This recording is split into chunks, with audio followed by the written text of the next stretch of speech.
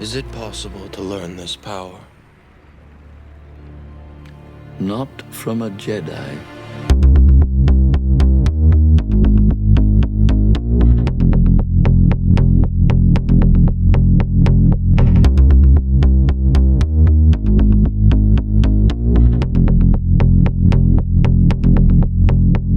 Welcome back. I'm Chris. I'm Morgan. I'm X. I'm Z. And this is X versus Z, episode 25.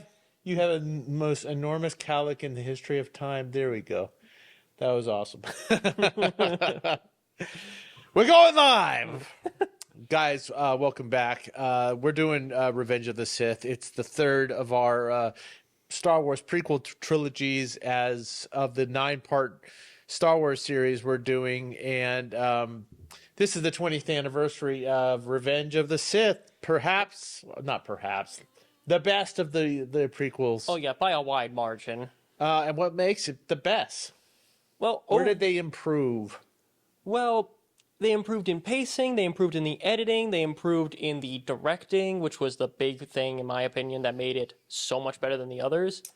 And they cut out all the little fluffy fat things that are like, okay, this is kind of neat, but we don't really need it.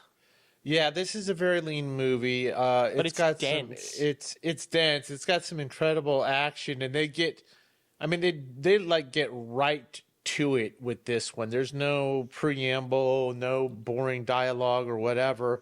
By the way, that's the other thing that was really a great improvement. There's still some wonky dialogue in this, but they get right to the action, which is like the opening scene is 3 years after, I think it's 3 or 4 years after Attack of the Clones, and we're getting towards the end of the war. It's above Coruscant, this big battle, right? It's literally a Star Wars. We actually have a space battle. Yeah, because the Separatists had basically, if they got away there, they would have won the war, bar none. I mean, they captured the Chancellor, they captured the head honcho of the enemy army. You kind of don't come back when that happens. So Anakin and Obi Wan are sent to rescue Palpatine on Count Dooku's ship. Grievous's ship. Thank you. I always screw that up. On General Grievous's ship. And we see pretty good reason why Obi-Wan called Anakin the best starfighter in the galaxy when it came to episode 4. Yeah, because there's some great precision flying from Anakin, specifically with the God, it's such a wonderful sequence. It's we talked about it before, but it's so visually dazzling. There's so much to take in here. It is a visual feast, and it's so fun to watch. But I mean, like the whole thing with the buzz droids. First, I like the buzz droids in general, crawling up on the ship. But I mean, once again, Anakin rescues Obi-Wan. Mm-hmm. By scraping them off, all sorts of things. And R2 does his part, dude. Let's just get it out of the way how much we are such huge fans of R2-D2. He's still my favorite character. Not only is he great, he gets a couple of kills in this movie. R2-D2's got a body count. Totally toast those droids on the big ship. So they go from the racing into the ship, and it takes a little doing finally getting to Palpatine, but that whole lead up, as well as the little lightsaber battles, not amazing, but some interesting stuff happens on this little opening scene. And it's fun to have PG-13 dismembering of battle droids. Like, they are, like, we see them be incredibly competent. They are carving through these guys like butter. And it's also our first push. I mean, we could say it's first push. The first pushes with Anakin happened in Attack of the Clones, but we're getting to see the moment that he takes out Dooku. That's his first major step into the dark side in this movie. It doesn't hurt the fact that Obi-Wan gets taken out. You know how I feel about how they have to nerf Obi-Wan in these fights. But he does get moments to shine in this. Yeah. Okay, fine, but that little thing there, when we get to see how much he's grown as a Jedi, was really important, because when he takes off that head Yes, which, by the way, watch the legs of Dooku in that, wide shot afterwards.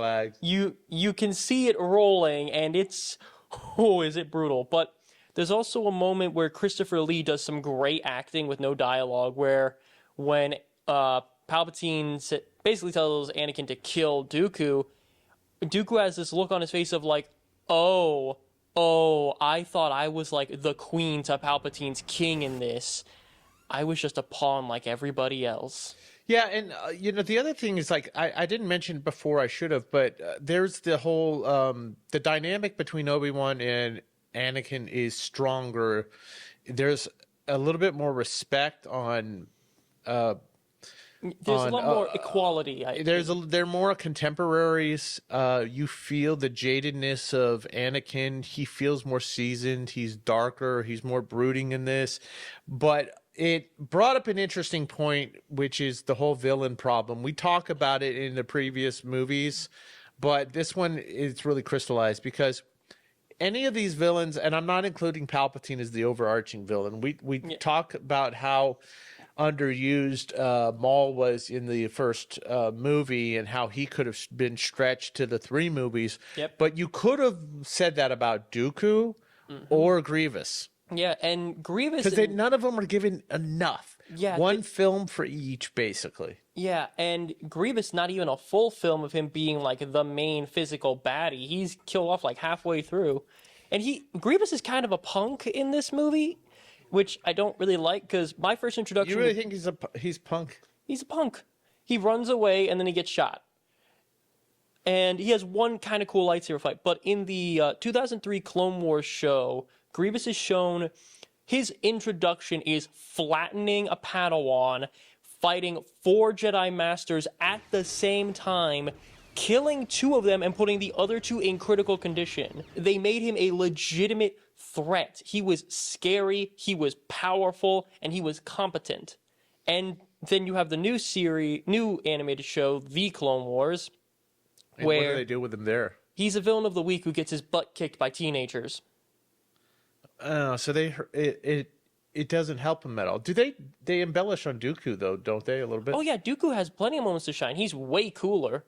They have him and Anakin and Obi-Wan fight multiple times, and he pretty solid. Not only holds his own, he wins most of those fights. Okay, so when Anakin kills Dooku, do you think he struggles with it? I mean, they play it off as if he does, but I mean, the ground was kind of laid in Clone Wars when he took out all his Tusken Raiders that he got more comfortable with the idea of killing. Yes, I think taking out Dooku was, while yes, another solid step, an important step in him turning to the dark side, and it's even shown with like he's holding one blue lightsaber, one red lightsaber, and crossing them together. And it totally delights Palpatine. Oh, absolutely. When he tells him, do it. Yes, do it. Did you ever see the movie True Romance? As a quick tangent. No. Okay, the reason I bring it up, and I want to illustrate a point here.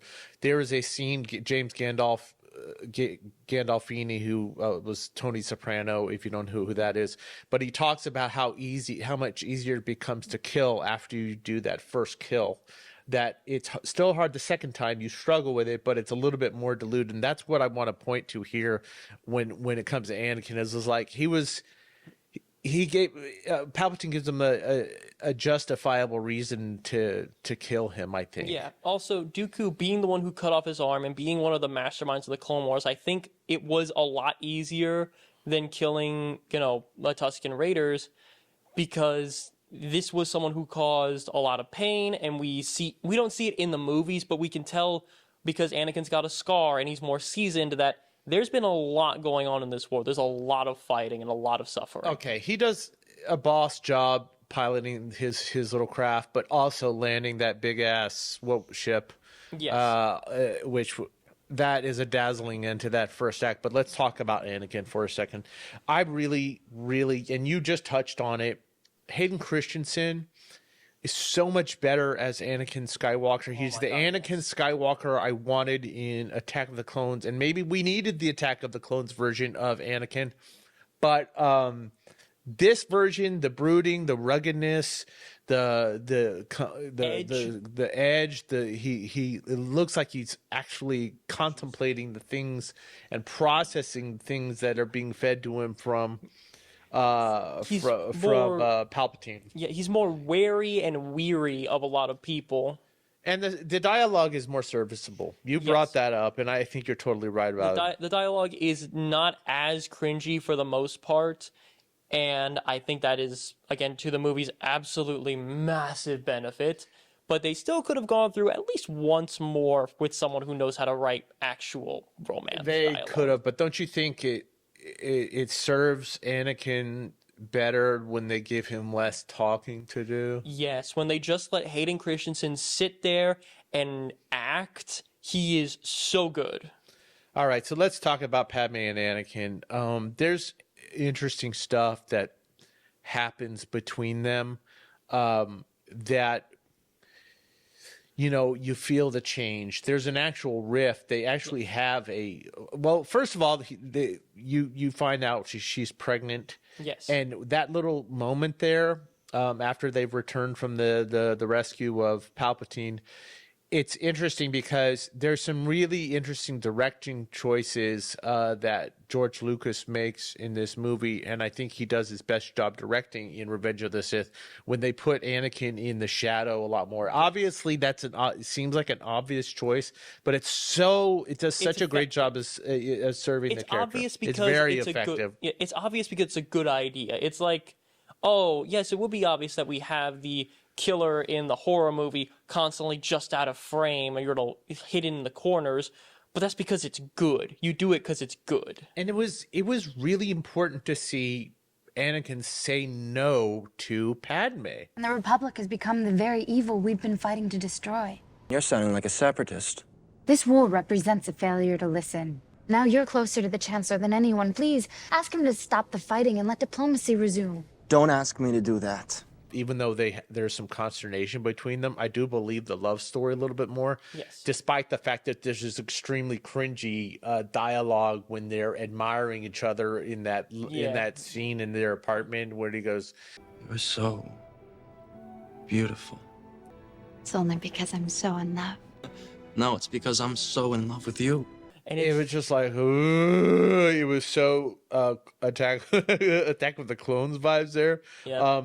But that little scene, when he's struggling, there's some really beautiful John Williams notes here. I mean, we could leave the whole John Williams conversation to a discussion in of itself, but it keeps popping up through this movie, and I'm constantly reminded how amazing his work is. And we will revisit that at different points, especially during the interactions with Palpatine. But I was more believing of the love story between them, and it was also a great way to lean into the fact that there is some great balance between the drama in this movie and the action. I think the pacing is so much better in this movie. It absolutely is, because with this movie, unlike in Attack of the Clones, where it seemed like every 2 minutes we were going from Obi-Wan to Anakin, then Obi-Wan to Anakin, back and forth and back and forth. In this one, we actually get time to breathe when they're separated. Yes, we spend time switching between the two, but the scenes last longer, and it actually feels like I'm able to settle into the scene before I'm yanked back to the next one. It allows us to really build upon what the characters have gone through in the first two movies. But the greatest dramas here, there's some really good scenes between Anakin and Padme, but the best scenes really are between Palpatine and Anakin. So let's talk about Ian McDiarmid. He's the MVP of this whole trilogy. I mean, all jokes about R2 aside, that we love R2, but Palpatine's work here, and Ian McDiarmid bears the whole weight of this trilogy on his shoulders because he's the most consistent part. But he gives a masterclass in playing a nuanced villain. I need your help, son. What do you mean? I'm appointing you to be my personal representative on the Jedi Council. I'm overwhelmed, sir. If the council elects its own members, they'll never accept this. I think they will. They need you more than you know. He's not only stroking Anakin's ego and comforting him, he's also tearing down his he's tearing down the trust with the Jedi as well. What kind of nonsense is this? Put me on the council and not make me a master? It's never been done in the history of the Jedi. It's insulting. The council doesn't like that, but they're like, okay, we'll do this, but only if you go spy on Palpatine for us. You're asking me to do something against the Jedi Code, against the Republic, against a mentor and a friend. That's what's out of place here. Which Anakin doesn't like. And this sounds like a very specific calculation on Palpatine's part. Oh, he knew the Jedi would do this, and they also, while they let him on the council, they say he's not a master as a so Jedi. it's incredibly insulting. Not only Yes. does Palpatine push him towards distrusting the Jedi, but he's by stroking his ego, and he strokes his ego a lot in this. He talks about how they should have. He was surprised that they don't send him to take out Grievous. Instead, they send Obi-Wan. But there's the little digs, the insulting, just like you said. The fact that they don't make him a master is it's very telling about where this is going to end up for Anakin. Yes. You must sense what I have come to suspect. The Jedi Council want control of the Republic. I know they don't trust you. Or the Senate. Then he also plays on the fear of him losing Padme. Yeah. It's layer upon layer of manipulation. Darth Plagueis was a dark lord of the Sith, so powerful and so wise. He could even keep the ones he cared about from dying. Is it possible to learn this power? Not from a Jedi. Not from a Jedi. Ooh, it was like, Anakin, at some point when he finally comes out to him, you're like, damn. By the way, that music again, John Williams is, I played it for you, the whole opera score. Yes, it's so good. It's so ominous and dark. It sells that scene so well. It makes me uneasy but intrigued, like reading a Shadow over Innsmouth. So we finally Obi-Wan finally gets a little shine here.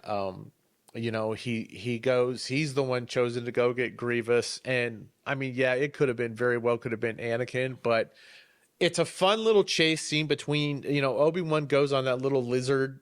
Well, before he gets on the little lizard guy, what is the lizard creature? I really liked it. It's called a boga. I actually had the Lego set of the boga and the chase with Grievous. It's so fun. I love the noise it makes. It seems like just a animal pal. I want one. It's fun, and I like that whole scene. We get a chance to see Grievous fight with 4 lightsabers, which is like really cool. But the tactical choices from Obi-Wan, it just doesn't make sense to me. It's a cool little fight. And you were talking about the strategy of Obi-Wan facing Grievous. Yeah, where he's basically there is like, hey, everyone, look at me. Don't look behind you, even though there's a bunch of clones getting ready to bushwhack you. Okay, but it made no sense for him to jump in the middle of all those clones. I mean, droids. He was literally in the rafters. He literally could have taken a blaster. Can we start thinking practically instead of cinematically or dramatically? It makes no sense why the Jedi would, employ some kind of. Well, here's the thing. Not only do Jedi just not use blasters, but at the same time, I think it's more so Grievous. I don't know if this is shown, but he does survive the vacuum of space, so he's probably really durable. So a blaster shot, even a sniper blaster shot, probably wouldn't take him out. Okay, fair enough. I'll go ahead and give you that one. It's kind of a quick wrap up of the whole Grievous arc, if you want to call it an arc. Yeah, but it's a solid death. It is a solid death. It's a fun fight. It's a good chase. And his death is actually surprisingly brutal because you have him you have Obi-Wan bending open his metal rib cage and everything. And there's one part in there that I absolutely love is when it goes into just fists, Obi-Wan tries to kick Grievous's legs out from under him and just is like, ah! Like he was expecting a different result. He basically kicked the giant piece of metal. Yeah, kicking metal hurts people. Okay, so we get to the meat of what everybody is waiting for, which is finally when Palpatine comes out to Anakin and reveals himself to be the Sith Lord, he brings this information to. The groundwork's already been laid. All the bricks have been laid in the house of waiting for him to turn. So he has to eventually come out. So he brings this information to Mace Windu, who, we go on and on about some of the poor choices Mace Windu makes about not trusting Anakin. And I think this is one of those moments where there was a glimmer of hope in them. Again, I know that's the point of the movie, but if Anakin had just stayed in the council chambers, just stayed there, he would have been made a master. He would have, all this would have been made better. But Palpatine knew he was going to come. Oh, yeah. Because I had some interesting, in my mind, questions. Okay, so Mace goes to confront Palpatine with these throwaway Jedi. Yeah. I know who Kit Fisto is, but I could look up their names because they have some expanded lore, but they really don't matter. The only thing is they get totally wasted with no resistance. Here's the thing, though: the only Sith that anyone ever fought in the Clone Wars, from the movie's perspective, was Dooku and Maul. Obi Wan was the only one to fight those. He's the one who keeps living. Well, and Anakin ended up losing an arm to Dooku, but that's beside the point.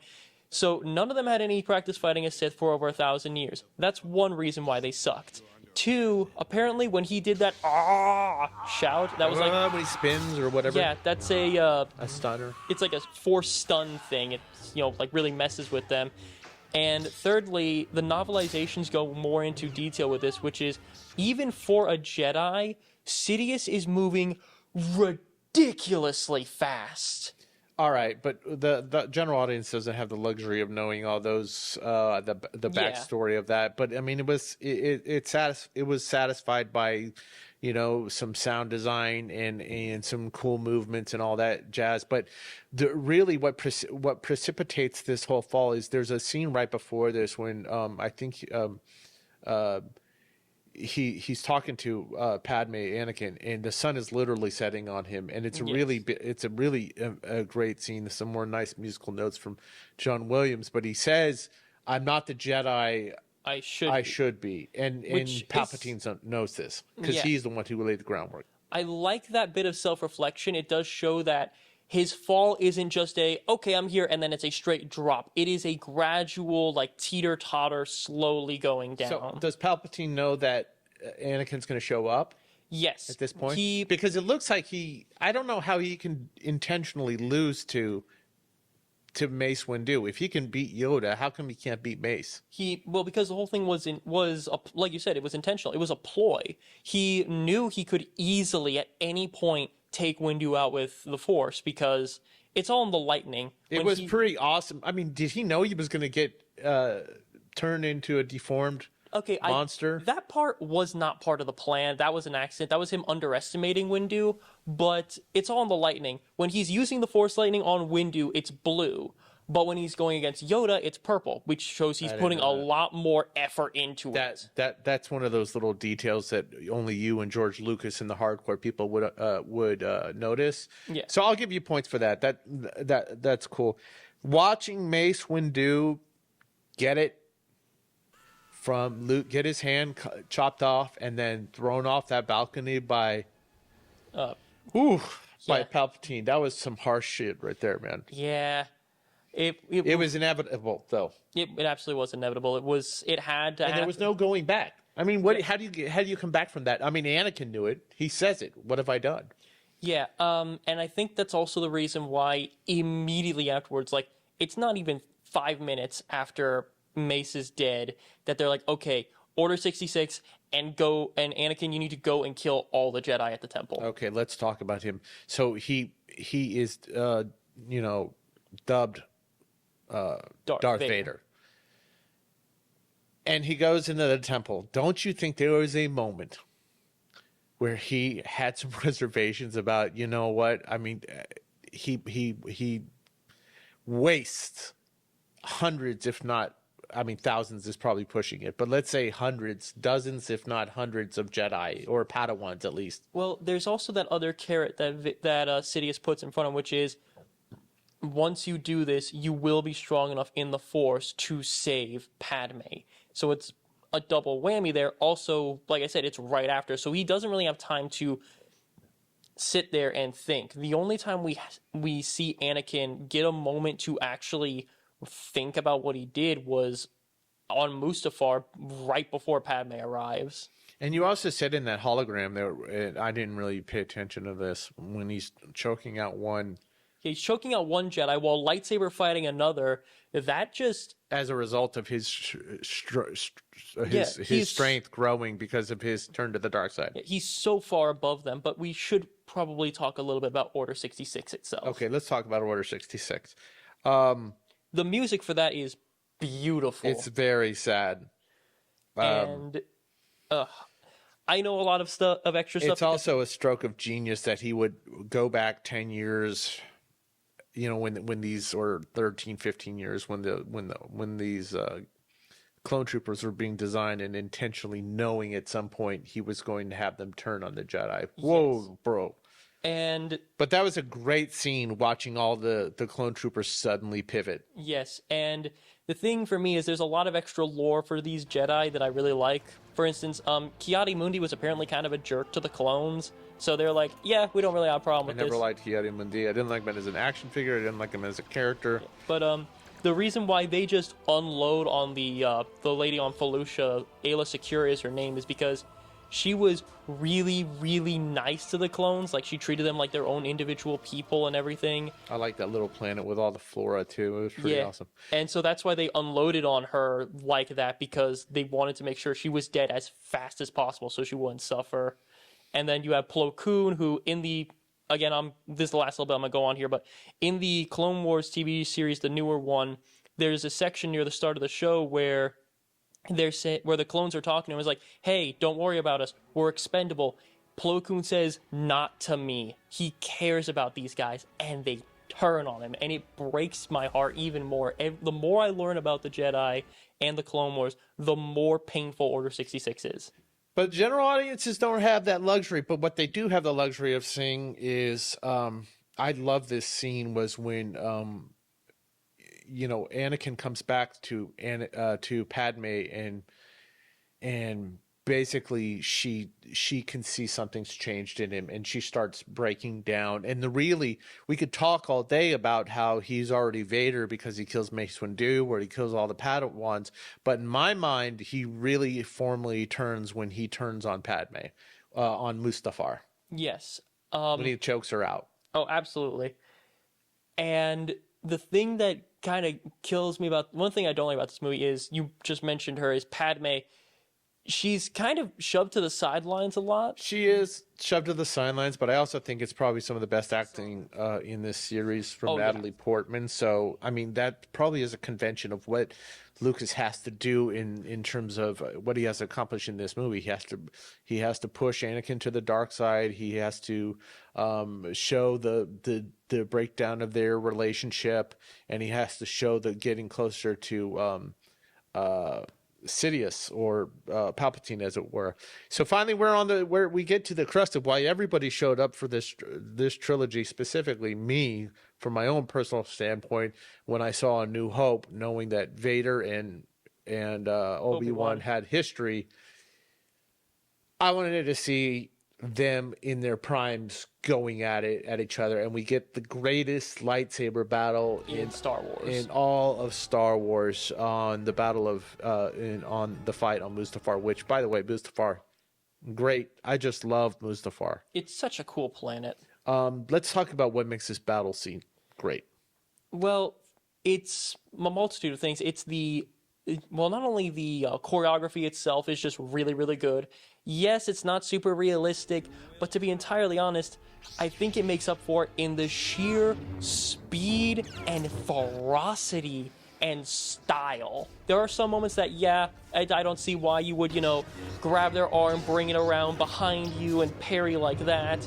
But I don't care. It looks so cool. And it moves all over the place. And, obviously there's some little tweaks that happen, like when they accidentally disarm the shields on the whole, structure there. That adds an interesting wrinkle to it. But the real thing that is the most satisfying part about this isn't everything you mentioned, which is totally on point. It's the drama behind it. Yes. There are, like, when they are talking before and near the end of the fight, there is this real solid feeling of sadness and grief for Obi-Wan and betrayal and anger from Anakin. You turned her against me! You have done that yourself! And then Anakin is so gone that he believes, he's the one who is responsible for ending the war, saying this is my empire, and he's like, dude, listen to yourself. Listen to himself. And he goes, he knows he's gone. And there's a line there near the start of there that to me also does show why the Jedi failed, which is only a Sith deals in absolutes. That statement is an absolute. Is an absolute. John Williams' Battle of the Heroes, by the way, is the best way to frame this whole sequence. That whole. I've been playing it over and over and over, and I have for years. Bum bum bum bum bum bum bum bum bum. It's so. He also interplays the whole Duel of the Fates in there. Yes, which is the perfect place to bring it back. Honestly, was it believable that Obi-Wan won? Obi-Wan won? Yes.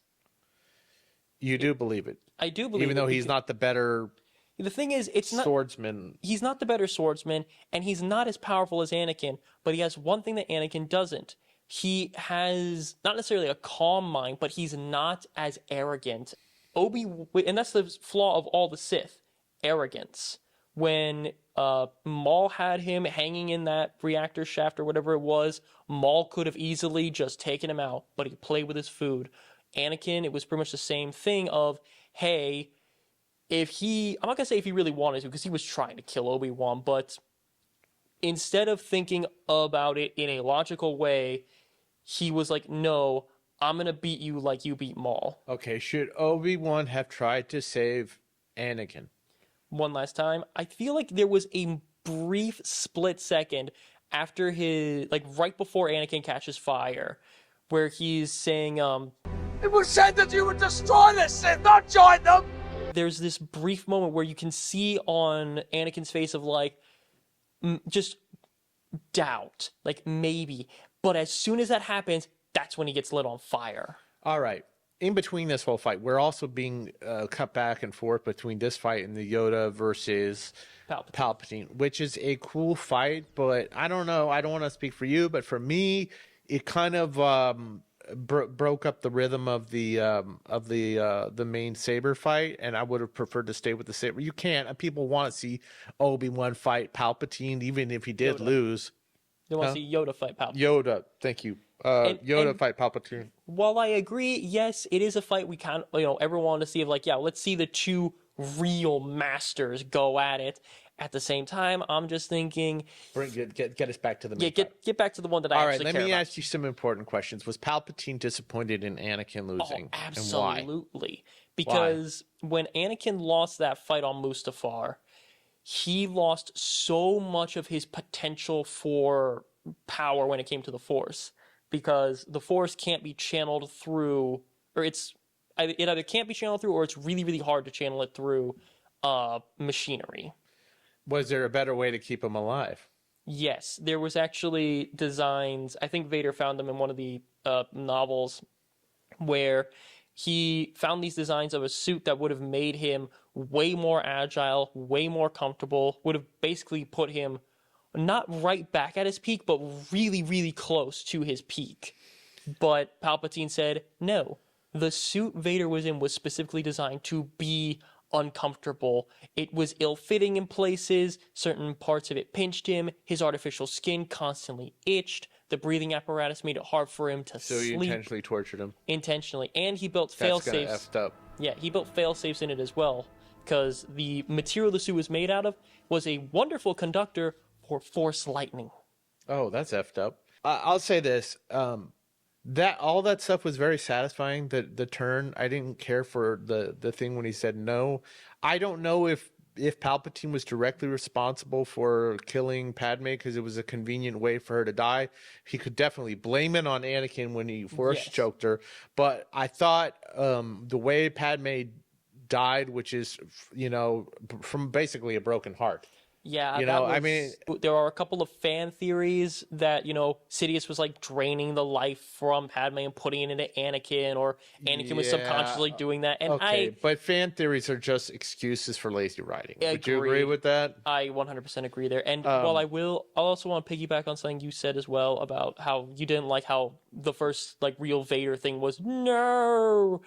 I would have preferred if instead of him going no, it was just this roar of anger and grief about everything he lost, everything he gave up for nothing. I'm willing to overlook that lazy writing because there's so much to love about this movie, and I genuinely can say love, not apologetically, like I really love this movie. But I have one final question of this whole trilogy, which is, did Obi-Wan fail Anakin? Absolutely, he did. Anakin needed someone who could sort of bend the rules a little bit of the Jedi, like Qui-Gon could, but Obi-Wan was not that guy. Well, he wasn't that guy, but not just because he was a different type of Jedi from Qui-Gon, and we touched on this in Phantom Menace, but he himself was not a full-fledged Jedi at this point. He took on a Padawan before he had actually become a maybe at this point he was a full-formed Jedi, but he wasn't a Jedi Master. And I think that difference between being a Jedi, even an entry-level Jedi, and the experience it takes to go from being a Jedi to a Master would have served him as a teacher to Anakin than just finishing his own training. I agree with you there. It puts them more on even footing, which for what Anakin needed was not good. You had two people you had Obi-Wan up here and Anakin first starting out here, but very quickly getting about here. And overtaking him. Yes, but even though he never caught up with him wisdom-wise. Yes, and that's sort of the and never really had his respect, I don't think. I think he gained his respect near right before they separated for the final time, when Kenobi was going to go fight Grievous. I think that's where they finally were like, okay, yes, I respect you. I see you as a full-grown adult and as my partner in everything. You are my friend. You feel the tragedy. Yeah, it is. Did they stick the landing?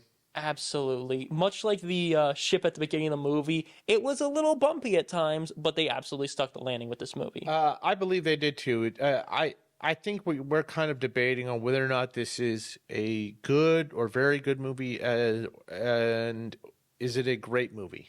I think it's very good, but some of the clunky dialogue, the kind of, I don't want to say boringness, but just the fact that it's connected so heavily to Attack of the Clones and Phantom Menace, which were much worse movies than this, kind of brings it down. Much more flawed, yeah. Yeah, more flawed. That's a better way of saying this, worse. The thing about the other movies is there's a lot of scenes you can isolate that are fun to watch, but this whole movie is rewatchable to me because I eat up the transition from Anakin to Vader much more than I do any scene in any other movies. It doesn't have it's still not a wonderfully written movie, but the cringe moments are to a minimum for me, and the visuals are stunning. Matter of fact, I would say this. I know it was the 20th anniversary, and yes, I did go see this in the theaters, because I just wanted to. I wanted to experience what a good Star Wars movie is like in the theaters.